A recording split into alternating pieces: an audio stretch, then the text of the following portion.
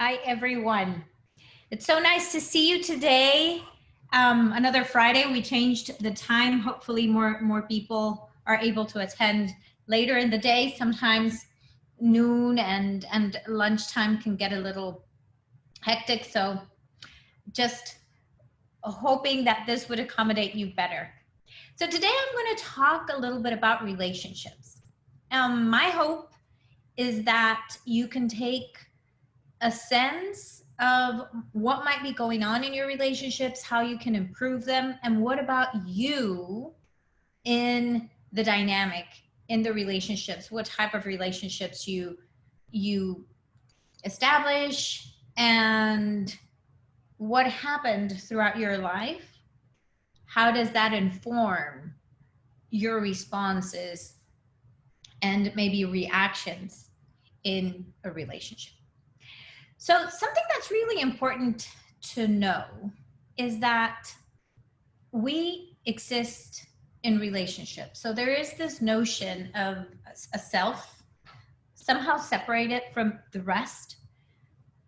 And if we think about it, if we think about our mind, and I think I defined the mind a couple of webinars ago, I used the definition, Daniel Siegel's definition of the mind, that is an embodied and relational process that regulates energy flow and information. So this is really important because the mind is not our nervous system. The mind is not our brain. The mind would be this way that we can process information that we receive from inside our bodies in relation to the exterior, right? So we exist in relationships. Daniel Siegel refers to as muy, this connection of me and we, right? That really you can't think of one without the other one. And this is really, really important. Because when we have that sense of self separate from the rest, and we don't see this interconnection, and not only among humans, but the interconnection with Earth, with everything that we are, we enter in a state of isolation, in a state of feeling separate and different from others. So if we can understand how we are part of, so me is part of we, how we are all part of a something, right? The sense of togetherness, right? We can feel that connection, and we can feel that being part of. So that being said, there is, when we talk about needing connection, right, and being social beings, well, if you think about just existing in the world, we can't exist without others, right? And if you think about when we enter the world, right, with a nervous system that takes so much time to develop, like we are the mammals that require the most care when we come into the world, right? We are wired to connect. The lack of connection means death for our nervous system. And that makes complete sense, because if you leave a baby, for example, the baby dies. It cannot survive alone. So there's all this process, and we're going to talk a little bit about that, like what happens from your conception, right? And how your mind starts to develop. It is related with what happens with your nervous system and your brain, but it's more than that, right? And how these relationships and experiences shape not only how we feel about ourselves, but how we feel about ourselves in relation to others. and how that relationship forms our reality of who we are. And sometimes it creates certain truths that are not really true, but certain truths about who we are, right? That limit us and limit the possibilities and limit the type of relationships and who we can be. So it is important to know that all these experiences matter, but at the same time, it doesn't mean that if you had certain experiences that hurt you, right, and maybe have taught you different ways of connecting with others and protective ways, right, that love is dangerous, that profound connection is dangerous, that can change because our brain, our nervous system changes with experience, right? It's the organ that changes the most. So again, I'm repeating, not because our mind is more than just the brain, but it's connected with the brain and the brain structure and how the brain works, how your nervous system functions, right? But it's important to understand that it's broader than that. So when we grow up, right, as we're growing up, when we are little, we express needs, we express feelings, and there's a response to that.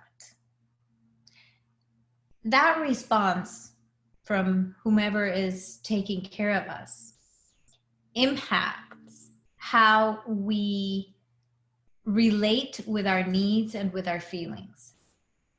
So, for example, when the caretaker is consistently there, right? And it doesn't have to be a perfect caretaker, but perfect enough, right?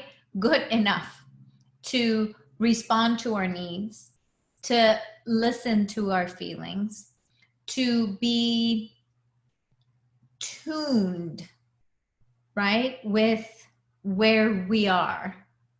And if there is a miss, there's an impasse, it can be tuned enough to recognize that something has been broken and can repair, right? That creates what is called a secure attachment, where you know that there is this other that sees you, that responds to you, right? And that is there for you consistently, right? Enough. Okay. Now, sometimes that other figure is not there consistently. It's sometimes there, it's sometimes not there. Sometimes, say mom is really anxious or very angry or very stressed out. So she is and she's not, right? Or dad or whomever. It can be grandma. It's any caretaker, right? So when there's that inconsistency, that produces a lot of anxiety. And what we learn is that, love is not always there, right? It is and it's not. So I can't really trust. And because there's this negativity bias, so we will always, err on the side of caution, right? So there is this sense of anxiety with relationships because we have learned that, they are, but they're not. So when they are, I don't really know if I can believe that, if I can really take it in. And because they're not there, that produces so much anxiety. So that anxiety from this being and not being produces, behaviors that can be maybe very clingy, or maybe a lot of tantrums, or maybe, just this sense of neediness. So it's asking, asking, asking, asking, and there's kind of not a way to soothe, not a way to feel kind of, okay, I have enough, my needs are met, right? So there's not that. Now, sometimes the caretaker is simply not there, right? So what happens when they're not there, right? So the child learns, well, my needs are not going to be met anyway. They're not seen anyway. So I'll just avoid, right? I'll separate myself. So how does that look like? Well, I won't ask for anything. You know, I have to meet my own needs. I have to either swallow my feelings, swallow my needs, or I have to do it on my own. And then there's a third way, which is, it's the hardest and the most confusing. And it usually happens when the caretaker is scary, right? And scary can take many different forms. It can be scary because of being physically violent or verbally violent or having, you know, anger outbursts, yelling a lot. That can be extremely scary for a child and an adult, really. So when that source of love is also a source of fear, there's this confusion, right?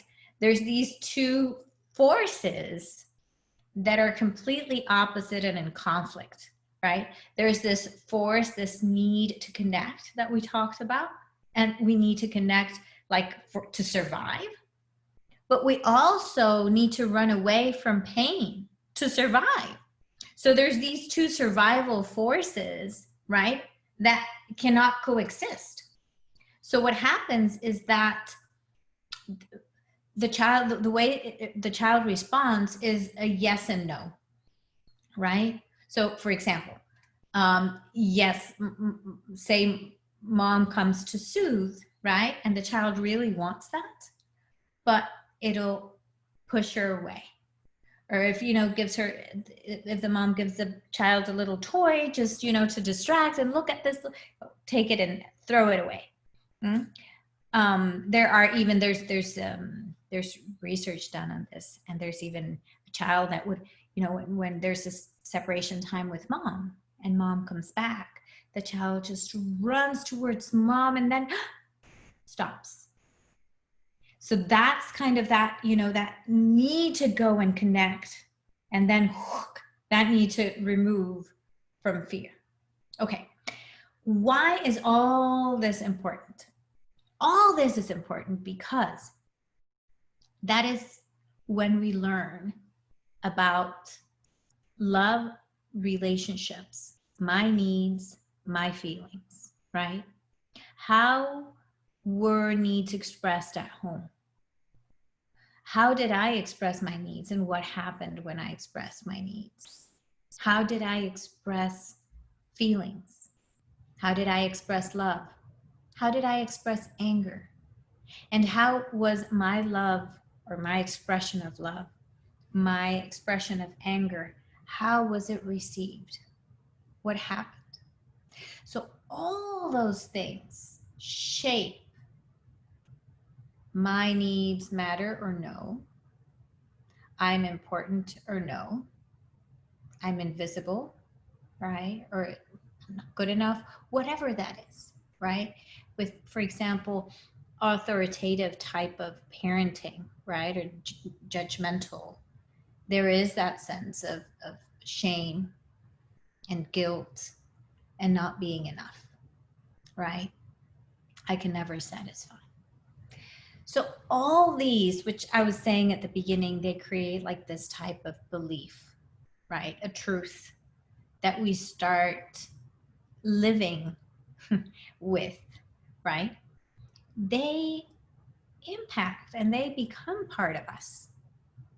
And they impact how we relate with others as adults, how we relate with partners, how we relate with our children.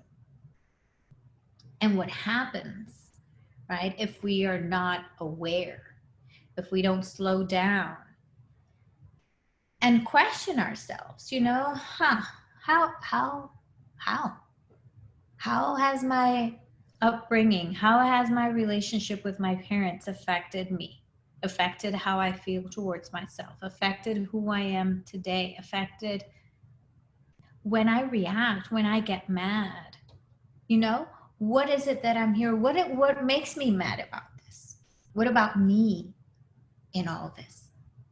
When we start questioning ourselves, that is when we stop the cycle, right? Because what we have, so say that, let's take any of the examples, right? The anxious or the avoidant or it's called ambivalent, like yes and no, any of those. Parents that cannot be there, right? Parents that can't listen and be with the child's emotions and needs and feelings, right? Probably didn't have that themselves, right? So it's something that is generational. Their parents didn't have that, their parents didn't have that, and they're just repeating what they know. And this is the tricky thing. When you don't really question it and process it and work through it and grow from it, you repeat it. Even though you might say, oh my gosh, I really hated how my mom or dad or, they did this or that, and I'm never going to do that to my children, right? And you try to do the complete, and sometimes you do the complete opposite, like without, you go to the extreme opposite. And sometimes you do find yourself saying things or doing things that your parents did to you. How many times I've heard of, oh my gosh, I just heard my mom or I just heard my dad and I swore that I would never do that, right? And here I am just repeating that because something clicked and I went to that place and I did what I learned how to do. Okay? So the more we have learned and studied and done research on relationships, and this is something that we've been doing like for I would say, what is it, like 20 years? More and more research on adult attachment and adult relationships, right? So the more we know about adult relationships, the more we understand how correlated they are with childhood experiences, right? So we're not strictly predetermined because you can change it and you can change through experience, right?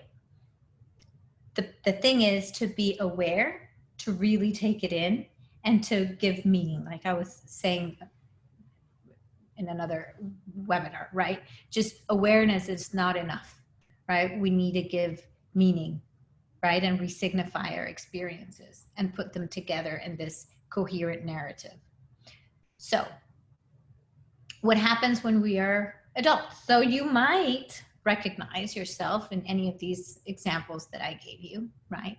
And you might just slow down and think about, how is it that this impacts me today? How is it, what is it that triggers me?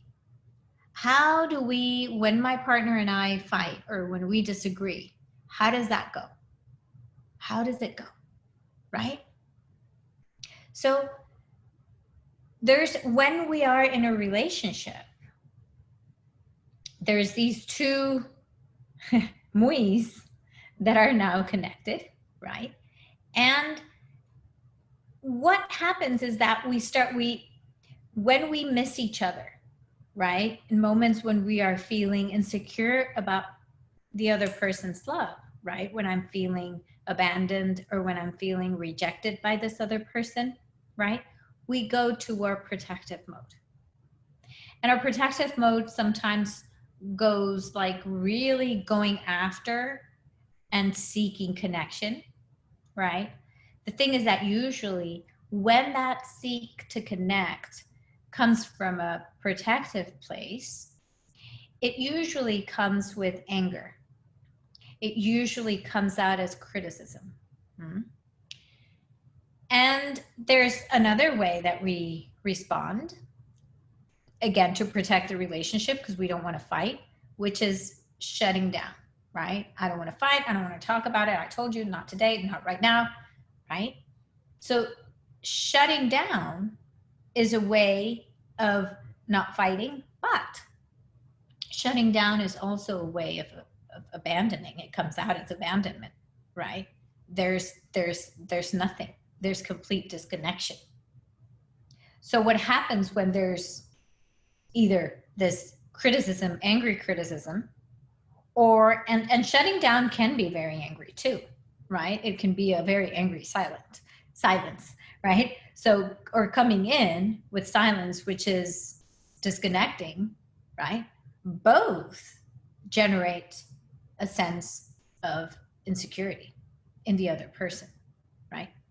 So what happens is that there can be many different ways depending on how the couple works, right? If you have two people that tend to go inside, right, you will have a relationship that is very silently coming apart. And sometimes this happens a lot throughout child rearing years. And then when the children are out of the house, right, you look at each other like, oh my gosh, right? Who are we? Well, there's nothing here. Many times in that there's affairs going on, right? And I've seen many couples when they're just completely separate. They've been doing their own thing, right? Trying to avoid conflict. And one of them, sometimes both, but one of them starts an affair, and then this other person finds out and they're like, oh my gosh, how did this happen? Yeah, well, it happened because you haven't been looking at each other. You've been avoiding stuff, right? You've been stuffing stuff. And yeah, that's one of the things that can happen. Another thing that can happen when both are going after and reaching out with anger, it can become a very explosive relationship. And it can be, you can have, I'm not going to say relationship, but I want to really say the cycle, right? The negative cycle, because the relationship is more than that. But when we get lost in these negative cycles, sometimes the cycles feel as if they were the relationship, and we kind of really miss the essence of what brings us together, right? So you can have two very explosive that lead to explosive moments that could eventually lead to, say, physical violence, or, more of that just outbursts into anger. And the most common one is a combination of both, right? Where one of them tends to withdraw and shut down, and the other one tends to go out, right? And the more this one goes out, the more this one shuts down, the more this one shuts down, the more this one goes out, right? Creating a dynamic that's just exacerbating and making it more and more and more intense. Now, dynamics within couples also change with time, right? So something that is very common in this dynamic, for example, when you have one that shuts down and the other one that goes after, is that sometimes when this has happened for a long time, the one that goes after really gets tired, right? And says, now I'm going in. Sometimes that changes the dynamic. So this one starts going out, right? Or sometimes that leads to this quiet separation. So it's really, really important to recognize what it is that happens in your relationship. I would say that 100% of my the cases that I see in my clinical practice come to see me and they say, Carolina, we can't communicate, right? We're just fighting all the time and we can't communicate. And we have all these disagreements about all these things. The thing is that, yes, of course you do, but that is one outer layer of the onion, if you will. And it's really important to focus on what is the core. And the core is the dynamic. The core is the process, right? What you fight about is the content. It's the external thing. That it's not the problem. And that is why we can fight about something really small, right? And we're like, oh my gosh, how is it that I fought about the dishes? Right? When you go like, really? What, a dish? Or whatever, eating a sandwich? Like, it can be the thing that really doesn't make sense. And when you think about it later, when you're calmer, you're like, really, we fought about this thing, right? Well, the thing is that it's not the thing, right? It's not the sandwich you ate or not putting the dishes right. It's about the meaning, what that means to you. And what happens when we don't feel safe with one another, what you do that hurts me because I'm feeling invisible to you, not important to you, never good enough to you. That is what hurts me. That is what sets me off. It's not how you put the dishes, right? So the thing is that if we don't figure that out, and that part of, I'm invisible to you, really makes me feel sad and hurt, because I want to connect with you. I need to connect with you. I love you. I want to feel you closer, right? We don't say that, right? That's what's really happening, but we don't say that. We say, you never, da-da-da-da-da, or you always do this thing, and you always make such a fuss of things, and da-da-da-da-da, right? You don't listen, right? It comes out in an angry way. It comes out asking, like, frustrated, or it comes out like, I can't talk to you. It doesn't matter what I say. It doesn't matter what I do. It will not be enough for you. You have your list of things that I do wrong. I'm not here to hear all those things. I don't want to hear about them, right? I'm out, right? So that's the dynamic. And we focus on the exterior things, right? And when we do that, we get lost in that. We get lost in that because it's not the right thing to say, or how you said it, or da-da-da-da-da. And the problem is you, right? And we start the blame game. No, it's not me, it's you. Because if you wouldn't have done that, or if you wouldn't have, if you didn't leave the room, then I would have been able to be calmer. Or but if you didn't shout and if you weren't yelling, then I wouldn't have left the room. All right. So where do you start? Where does it end? It doesn't, right? And the thing is that the problem and the solution to the problem is outside of me. And that leaves me extremely powerless. And so there's really no way, no exit when this is happening. Now, when you're able to take a look at the dynamic, when you're able to take a look at how is it that we work together, and in this dynamic, what about me in it? What about me? What is it in me when I hear that I'm not important? Or when when it's never good enough, or when I'm not heard? And that takes me to the beginning of this webinar, right? What is it that you heard when you were little? Because probably those things, feeling not important, feeling invisible, feeling not good enough, feeling, criticized, fearing, the fear of criticism. Those are things that most likely you've experienced before this relationship. And when you hear those are the things that really hurt you and take you to your protective mode. Okay.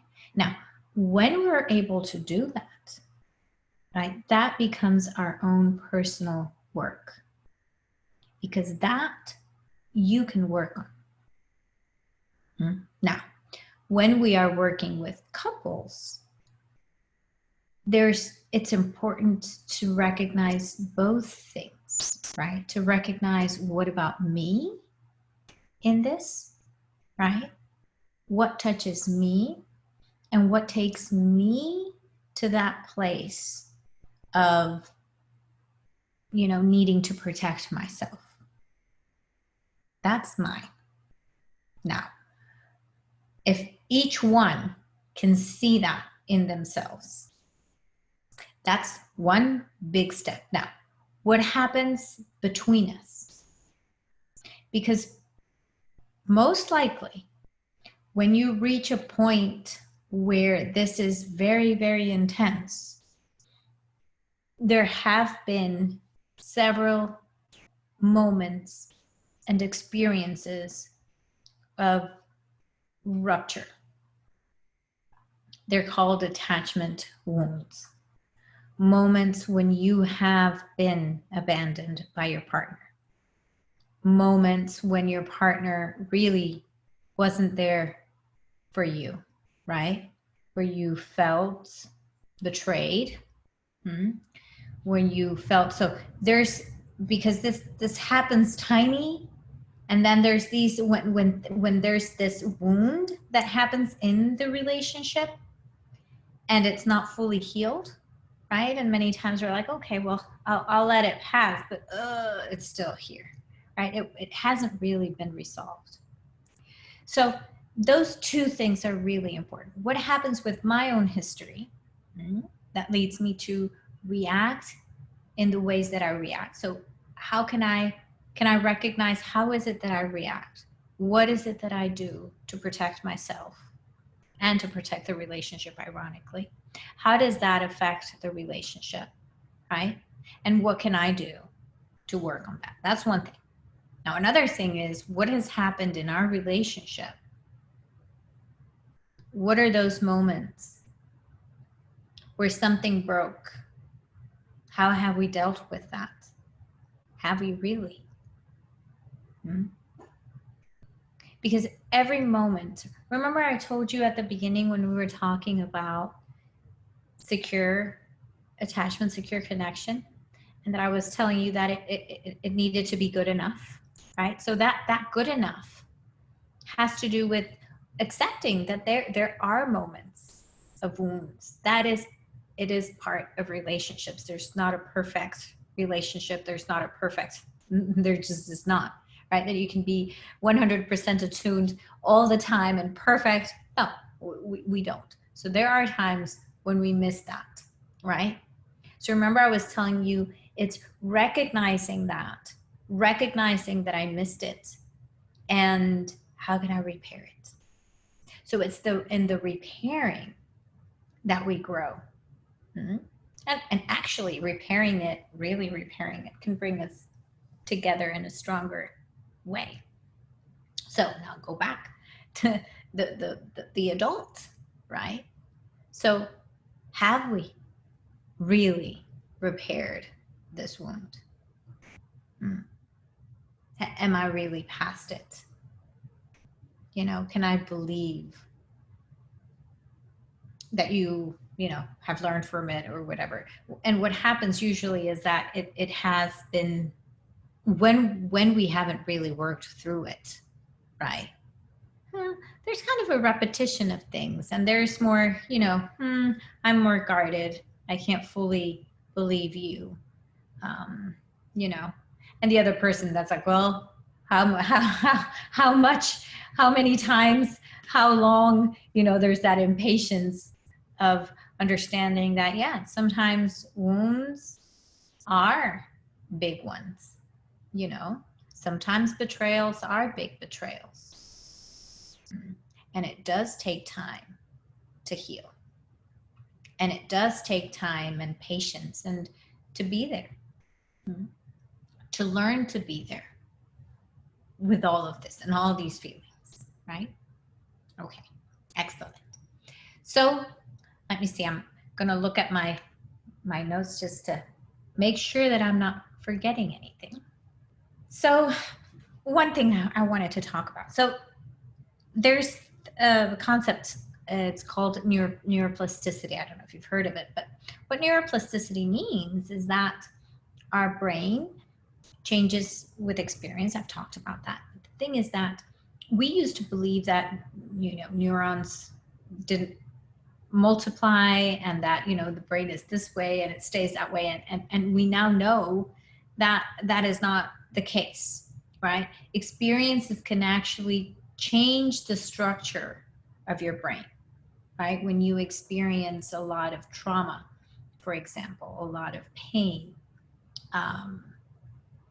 And by pain, and this is interesting, when I say trauma, so for example, when there's been a lot of abuse or neglect, that neglect has the same impact in our brain as abuse, like physical abuse, right?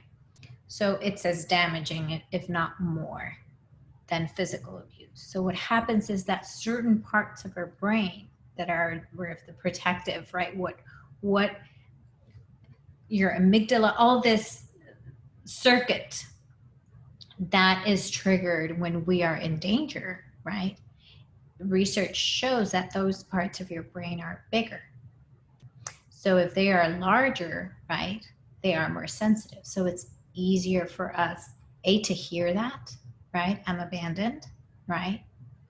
And to react in an intense way, right? With that, what this means to me when you turn away, right? When you turn your back at me, right?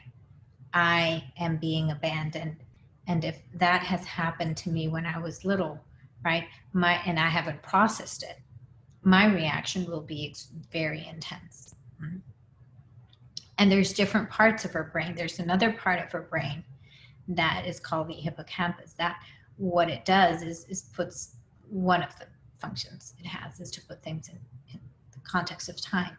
And what happens is that there's not that separation of the past and the present, right? So we are flooded with feelings from the past, and it feels like the past is happening right now, right?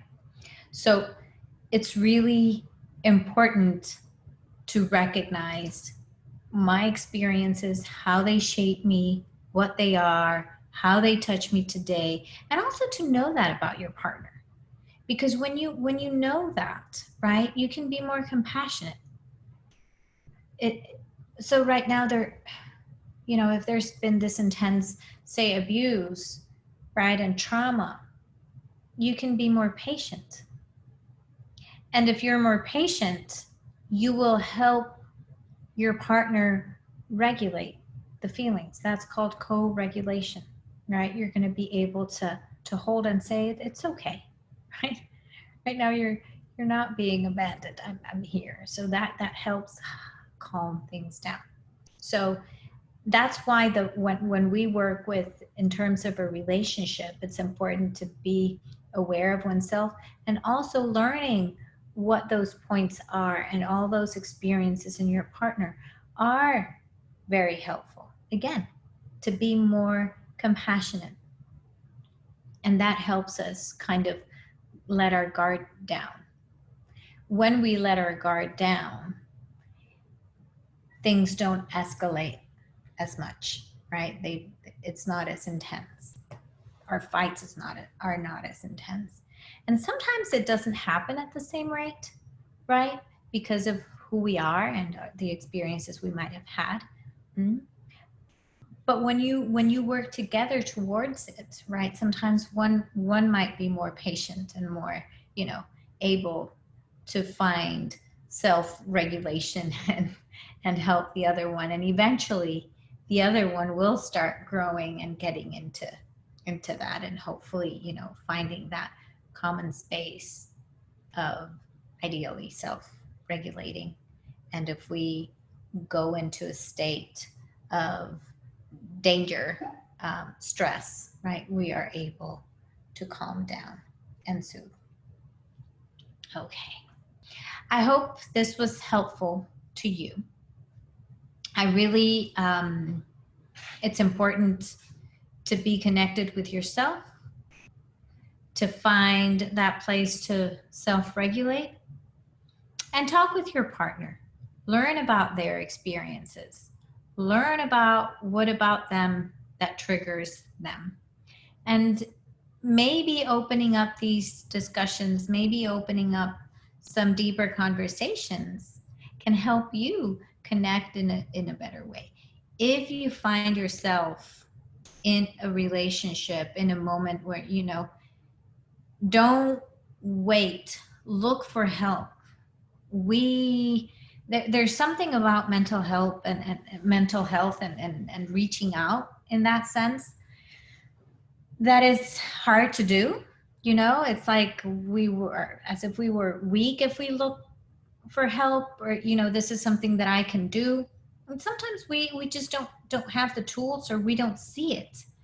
So it's really important to go and look for a professional that can help you see things that you might not be able to see, right?